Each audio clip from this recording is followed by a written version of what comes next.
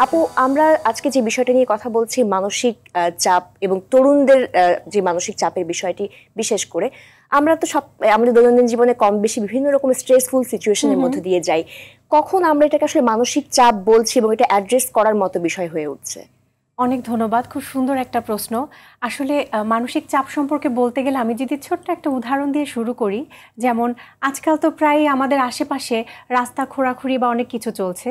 তো আমি বাসা থেকে গাড়ি নিয়ে বের হব কি না, কারণ আমি যখন ফিরবো তখন যদি আমার বাড়ির সামনের রাস্তাটা যদি কাটা হয়ে যায় তাহলে আমি ফিরবো কি করে? তাহলে কি আমি বের হব না, নাকি বাড়িতে আমি ফিরবো না? এই যে ধরনের চিন্তা আমার মনের মধ্যে কাজ করছে যে আমি ঠিকভাবে আসতে পারবো কিনা বা যেতে পারবো কিনা, এই জায়গাটা নিয়ে মনের মধ্যে যে দ্বন্দ্বটা তৈরি হয় এবং সেটা নিয়ে আমার মনে শরীরে যে একটা অস্থিরতা কাজ করে, ওটাই আসলে মানসিক চাপ। এবং আমাদের দেশের তরুণদের মধ্যে যাদেরকে আমরা 15 থেকে 29 বছরের যারা, তাদেরকে আমরা তরুণ বলছি।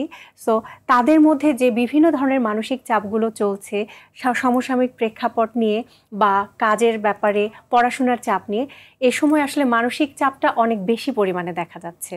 একদমই তাই। এবং আমরা দেখতে পাচ্ছি আপু, বর্তমান সোশ্যাল কনটেক্সট কিন্তু অনেকটুকুই ডিফারেন্ট যে আগের সময় থেকে, এবং এখন কিন্তু সোশ্যাল মিডিয়া টেকনোলজির অনেক বড় একটা প্রভাব রয়েছে।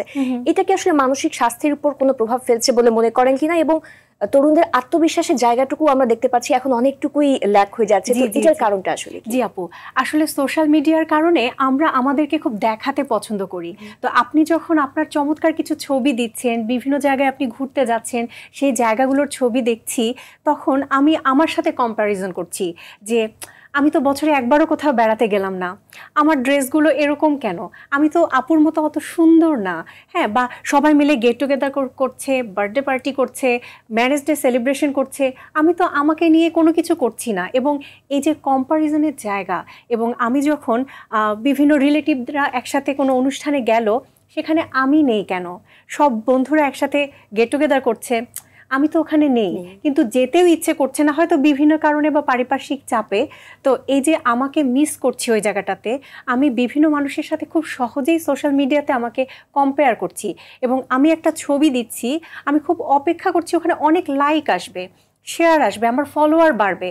তো ওই যে আকাঙ্ক্ষাটা, এই একটা ছবি দেওয়ার সাথে সাথে আমার মনের মধ্যে একটা চাপ শুরু হলো যে কতগুলো লাইক পড়লো, কতগুলো শেয়ার হলো, একটা ভিডিও দেওয়ার সাথে সাথে, মানে কিন্তু আমরা মনে করছি মানুষটা হয়তো আমাকে পছন্দ করছে না। এবং ওই যে একটা চাপ, এই প্রত্যেকটা জিনিসই আমার মনের উপরে প্রভাব ফেলছে। এবং আমরা তো সোশ্যাল মিডিয়াতে দেখি যে আমাদেরকে সবসময় ফর্সা হতে হবে, লম্বা হতে হবে, খুব মানে কি বলবো যে খুব অর্গানাইজড হতে হবে, এবং মানে পড়াশোনার ক্ষেত্রে রেজাল্টটা খুব ভালো হতে হবে, ডক্টর, ইঞ্জিনিয়ার বা এই টাইপের যে পেশাগুলো, সেগুলোই খুব হাই।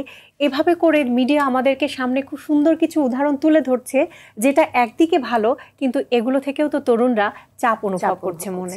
একদমই আপু, এই যে ছাত্রদের কিন্তু আমরা অনেক সময় দেখি পরিবার বা যে সমাজের উচ্চ প্রত্যাশার কথা আপনি বললেন, এই চাপ কিন্তু কখনো তাদের আত্মবিশ্বাসটা আসলে কমিয়ে দেয় এবং তাদের মানসিক সুস্থতাকে কতটুকু প্রভাবিত করে বলে মনে করেন? মানুষ পরিবারেই জন্ম নেয়, পরিবার তাদের কাছ থেকে অনেক কিছু আশা করে এবং অনেক ধরনের আকাঙ্ক্ষা থাকে। তো এই ভালো চাওয়াটা, আমার বাবা মা, পরিবারের মানুষজন আমার ভালোই চায়, কিন্তু একটা পর্যায়ে গিয়ে সেটা যখন এত বেশি উচ্চ আকাঙ্ক্ষার দিকে চলে যায়, যেটা আমার পক্ষে পূরণ করা বা তরুণদের পক্ষে পূরণ করাটা কঠিন হয়ে যায়, সেটাই তখন আমার অবনতির কারণ হয়ে দাঁড়ায়। আমার বাবা মার উদ্দেশ্যটা সৎ, যে আমার সন্তান খুব বড় পজিশনে যাবে, সবচেয়ে ভালো রেজাল্ট করবে, সবচেয়ে হাই পজিশনে আমি আমার সন্তানকে দেখতে চাচ্ছি, কিন্তু আমার সন্তান কতটুকু নিতে পারবে এবং সে অনুযায়ী কতটুকু অ্যাক্ট করতে পারবে, ওই যে মানে র্যাশনাল যে থিঙ্কিংয়ের জায়গাটা, লজিক্যাল থিঙ্কিংয়ের জায়গাটাতে একটু ঘাটতি আছে। তো বাবা মায়েরা তো আসলে ট্রেনিং করে, হ্যাঁ, বিভিন্ন পড়াশোনা করে ওই জায়গাটা থেকে তো আমরা বাবা মা হই না। তো আমরা শিখে শিখে বাবা মা হই। একটা পর্যায়ে গিয়ে দেখি সন্তানদের সাথে আমাদের বেশ বড় একটা দূরত্ব, তখন কিছু করার থাকে না।